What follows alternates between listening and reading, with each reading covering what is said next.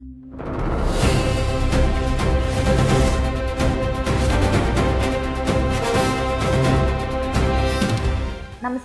ഇപ്ര ന്യൂസിലേക്ക് സ്വാഗതം.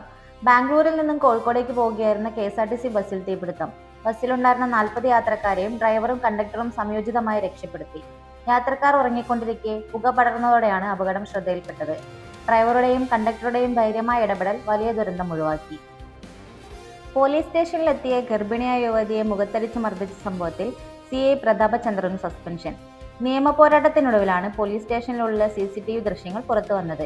North police സ്റ്റേഷനിലെ സംഭവ സമയത്തെ CI ആയിരുന്നു പ്രതാപചന്ദ്രൻ. സത്യങ്ങൾ പുറത്തുവന്നതിന് പിന്നാലെ മണിക്കൂറുകൾക്കകമാണ് നിയമ നടപടിയെടുത്തത്. ഹോളിവുഡ് നടൻ ടോം ക്രൂസിന്റെ പുതിയ ചിത്രത്തിന്റെ പേര് പ്രഖ്യാപിച്ചു. വാർണർ ബ്രദേഴ്സിന്റെ ബാനറിൽ അലാൻഡ്രോജി നാരട്ടോ സംവിധാനം ചെയ്യുന്ന ടോം ക്രൂസ് ചേർന്ന പുതിയ സിനിമയുടെ പേര് ഇന്ന് ഔദ്യോഗികമായി പുറത്തിറങ്ങി. പുതിയ ചിത്രത്തിന്റെ പേര് ഡിഗ്ഗർ എന്ന് പ്രഖ്യാപിച്ചു. ശബരിമല സ്വർണ്ണക്കൊള്ള SITക്ക് തിരിച്ചടി. ED കേസെടുത്ത് അന്വേഷിക്കും. മുഴുവൻ രേഖകളും EDക്ക് നൽകാൻ ഉത്തരവിട്ട് കൊല്ലം വിജിലൻസ് കോടതി. SITക്ക് ഗുരുതര വീഴ്ചയാണ് സംഭവിച്ചതെന്ന് കോടതി പറഞ്ഞു. ശബരിമല സ്വർണ്ണക്കൊള്ളയിൽ മുൻ അംഗങ്ങളുടെ പങ്ക് അന്വേഷിക്കണമെന്ന് ഹൈക്കോടതി. അണ്ടർ-19 ഏഷ്യാകപ്പിൽ ഇന്ത്യ ഇന്ന് സെമിഫൈനൽ മത്സരത്തിന് ഇറങ്ങുന്നു. ഇന്ത്യ അണ്ടർ-19, ശ്രീലങ്ക അണ്ടർ-19 ടീമുകളാണ് ഇന്ന് നേർക്കുനേർ എത്തുന്നത്. ദുബായിലെ ICC അക്കാദമി ഗ്രൗണ്ടിലാണ് മത്സരം നടക്കുന്നത്.